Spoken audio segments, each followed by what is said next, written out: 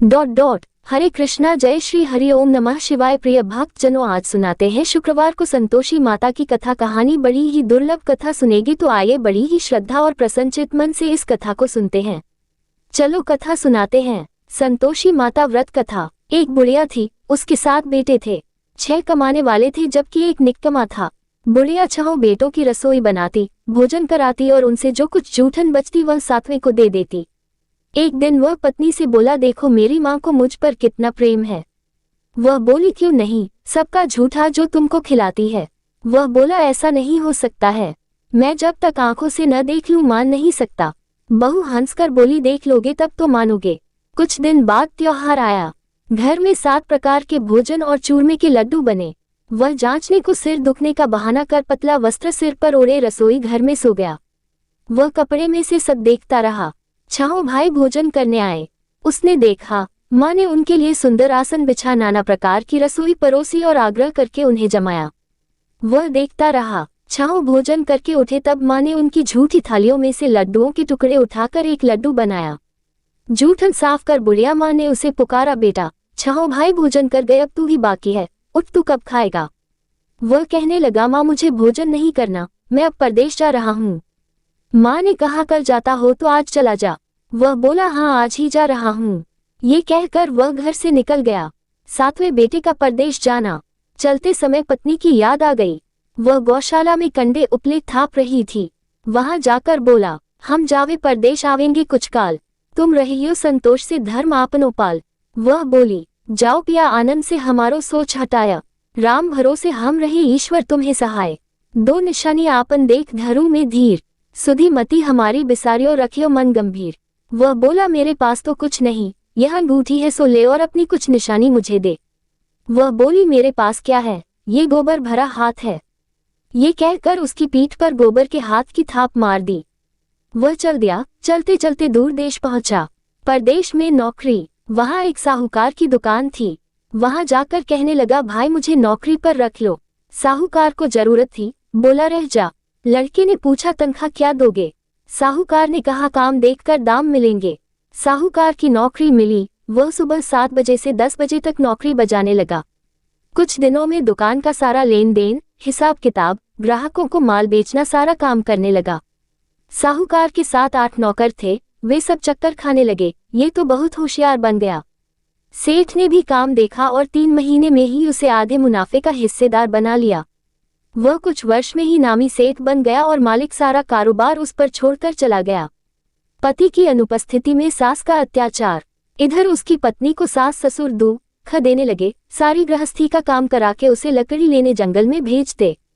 इस बीच घर के आटे से जो भूसी निकलती उसकी रोटी बनाकर रख दी जाती और फूटे नारियल की नारेली में पानी।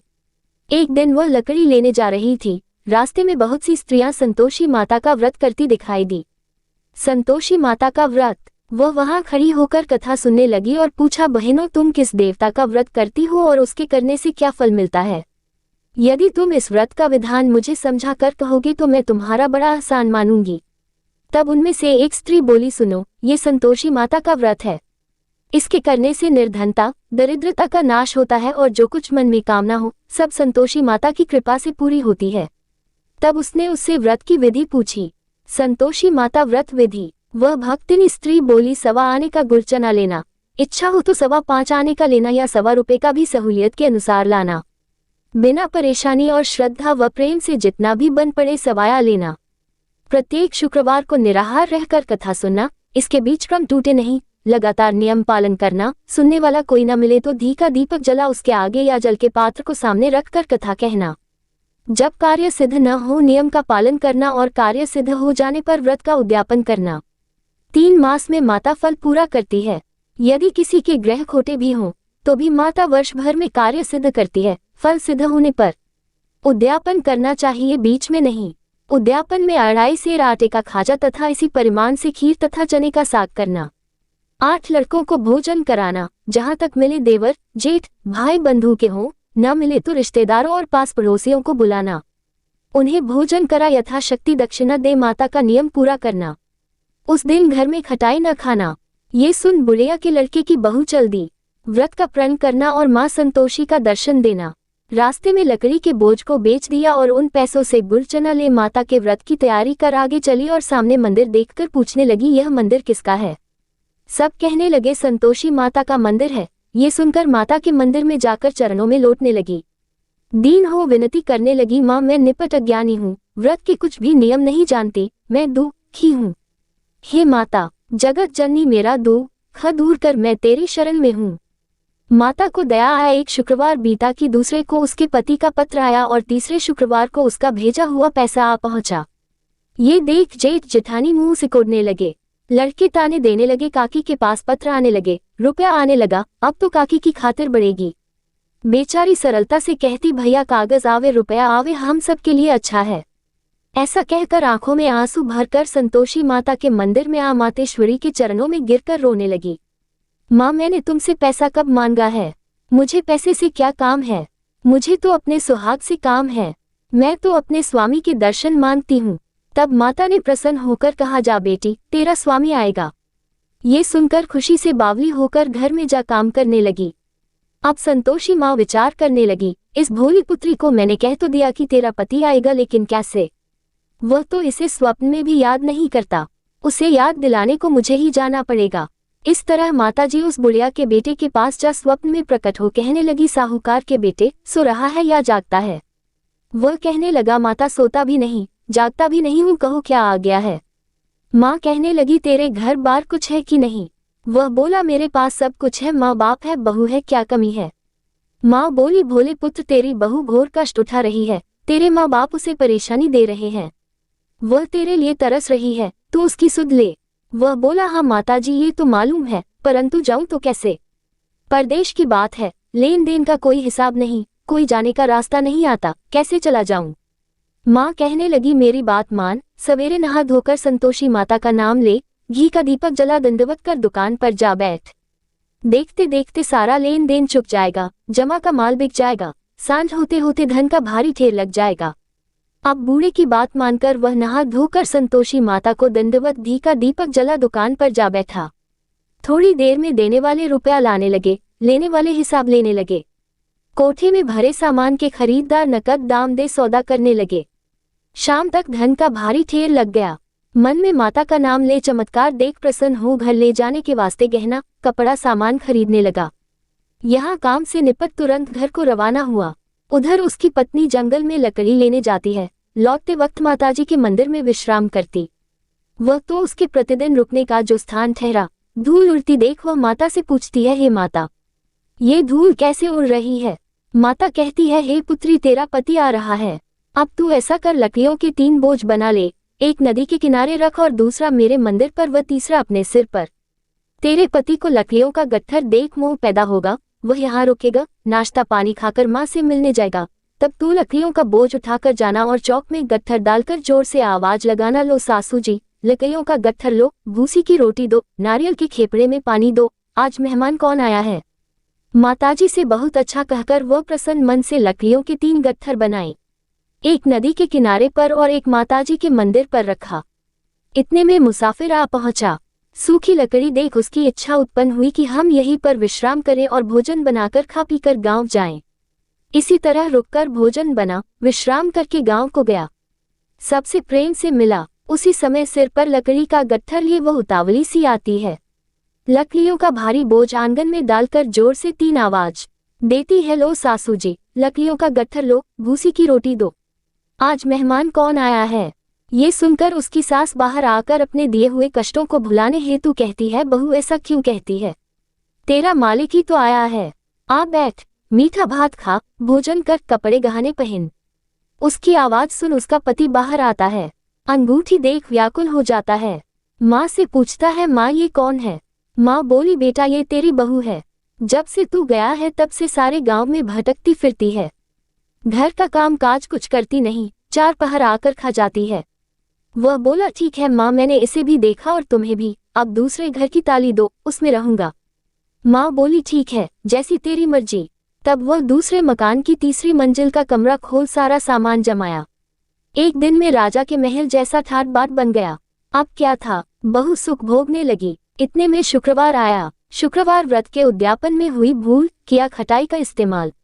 उसने पति से कहा, मुझे संतोषी माता के व्रत का उद्यापन करना है। पति बोला, खुशी से कर लो। वह उद्यापन की तैयारी करने लगी। जेठानी के लड़कों को भोजन के लिए कहने गई। उन्होंने मंजूर किया, परंतु पीछे से जेठानी ने अपने बच्चों को सिखाया, देखो भोजन के समय खटाई मांगना, जिससे उसका उद्यापन पूरा न हो। लड़के जीमने आए, खीर खाना पेट भर खाया, परंतु बाद में खाते ही कहने लगे, हमें खटाई दो, खीर खाना हमको नहीं भाता, देखकर अरुचि होती है। वह कहने लगी, भाई खटाई किसी को नहीं दी जाएगी, ये तो संतोषी माता का प्रसाद है। लड़के उठ खड़े हुए, बोले, पैसा लाओ। भोली बहू कुछ जानती नहीं थी, उन्हें पैसे दे दिए। लड़के उसी समय हाथ करके इमली खटाई ले खाने लगे। ये देखकर बहू पर माताजी ने कोप किया। राजा के दूत उसके पति को पकड़ कर ले गए। जेठ जेठानी मनमाने वचन कहने लगे, लूट लूट कर धन इकट्ठा कर लाया है, अब सब मालूम पड़ जाएगा जब जेल की मार खाएगा। बहू से यह सहन नहीं हुए। माँ संतोषी से मांगी माफी। रोती हुई माताजी के मंदिर गई, कहने लगी, हे माता, तुमने क्या किया? हंसाकर अब भक्तों को रुलाने लगी। माता बोली, बेटी तूने उद्यापन करके मेरा व्रत भंग किया है। वह कहने लगी, माता मैंने कुछ अपराध किया है, मैंने तो भूल से लड़कों को पैसे दे दिए थे, मुझे क्षमा करो, मैं फिर तुम्हारा उद्यापन करूंगी। माँ बोली, अब भूल मत करना। वह कहती है, अब भूल नहीं होगी, अब बतलाओ वे कैसे आवेंगे। माँ बोली, जा पुत्री, तेरा पति तुझे रास्ते में आता मिलेगा। वह निकली, राह में पति आता मिला। वह पूछी, कहाँ गए थे? वह कहने लगा, इतना धन जो कमाया है उसका टैक्स राजा ने मांगा था, वह भरने गया था। वह प्रसन्न हो बोली, भला हुआ, अब घर को चलो। कुछ दिन बाद फिर शुक्रवार आया, फिर किया व्रत का उद्यापन। वह बोली, मुझे फिर माता का उद्यापन करना है। पति ने कहा, करो। बहू फिर जेठ के लड़कों को भोजन को कहने गई। जेठानी ने एक दो बातें सुनाई और सब लड़कों को सिखाने लगी, तुम सब लोग पहले ही खटाई मांगना।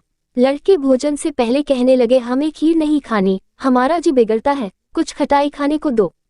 वह बोली, खटाई किसी को नहीं मिलेगी, आना हो तो आओ। वह ब्राह्मण के लड़के लाकर भोजन कराने लगी। यथाशक्ति दक्षिणा की जगह एक एक फल उन्हें दिया। संतोषी माता प्रसन्न हुई। संतोषी माता का फल, माता की कृपा होते ही 9वें मास में उसके चंद्रमा के समान सुंदर पुत्र प्राप्त हुआ।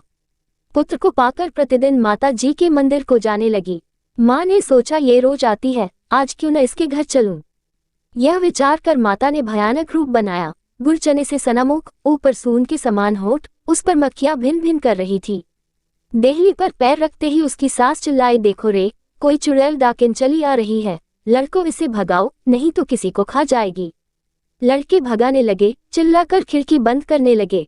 बहू रोशनदान में से देख रही थी, प्रसन्नता से पगली बन चिल्लाने लगी, आज मेरी माताजी मेरे घर आई है, वह बच्चे को दूध पीने से हटाती है। इतने में सास का क्रोध फट पड़ा।